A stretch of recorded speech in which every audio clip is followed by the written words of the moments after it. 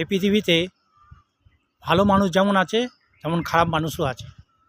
সুতরাং তবুও ভালো মানুষ একরকম, খারাপ মানুষ একরকম। সুতরাং কোনো মানুষই খারাপ না, আবার কোনো মানুষই ভালো না। তাই নিয়ে একটা গল্প, সুন্দর গল্প দেখবেন, আপনাদের খুব ভালো লাগবে, শুনুন। একটা রাজপ্রাসাদের অনেক দূরে একটা বাগানে এক সন্ধ্যাবেলা রাজা দেখলেন যে সেই বাগানে আগুন জ্বলছে, মানে ছোট কুণ্ডলীর মতো আগুন জ্বলছে। সেই মন্ত্রীকে পাঠালো যে ওখানে আগুন জ্বলছে কেন, দেখে আসো। সে মন্ত্রী গিয়ে দেখলো যে একটা সন্ন্যাসী সেখানে সে যজ্ঞ করছে, এবং তার পাশে আশেপাশে বনে যে পশুরা আছে, বাঘ, সিংহ, শিয়াল, কুকুর, বিড়াল, বনে যত পশুরা থাকে তার চারিদিকে ঘুরে বেড়াচ্ছে সে আগুনের কুণ্ডলীর চারিদিকে।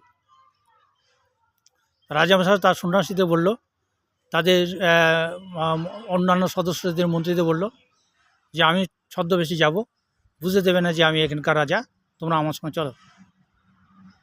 তো রাজামশাইয়ের সঙ্গে আরও কয়েকজন গেলেন। সঙ্গে গিয়ে সেই রাজামশাই সেই সন্ন্যাসীকে জিজ্ঞেস করছেন যে আপনি বনের মধ্যে কী করছেন। তো সন্ন্যাসী বলল, আপনি দেখতে পাচ্ছেন আমি যজ্ঞ করছি। বলে, এই যজ্ঞ তো আপনি আমাদের লোকালয়ে মানুষের সমাজের সামনে মন্দির করে করতে পারেন। বলে, সে করতে পারি, মানুষের সমাজ যে পাড়া যে কথা বলছেন ওখানে আমি থাকতে চাই না।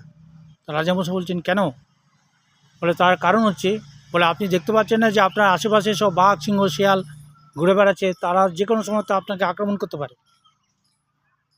তখন সন্ন্যাসী বলল যে দেখুন, আপনি ঠিকই ধরেছেন, এই বাঘ, সিংহ যে কিসে ভয় পায়, তাদের গতিবিধি, তাদের চিন্তাধারা আমি বুঝতে পারি। কারণ আমি বুঝতে পারছি যে এই আগুন জ্বলছে, আগুন জ্বলাতে তারা আমার কাছে আর আসবে না, অর্থাৎ এইটা আমার কাছে পরিষ্কার। কিন্তু মানুষের সমাজে যখন আমি থাকি, মানুষ যে কখন কি করবে সেটা বুঝতে পারি না, সেই ভয়ে আমি জঙ্গলে চলে আসছি। তাই জঙ্গলে আমার ভালো লাগে, আমি মানুষের সমাজে যাব না। তো এই কথাটা বলে আমি মানুষকে ছোট করছি না।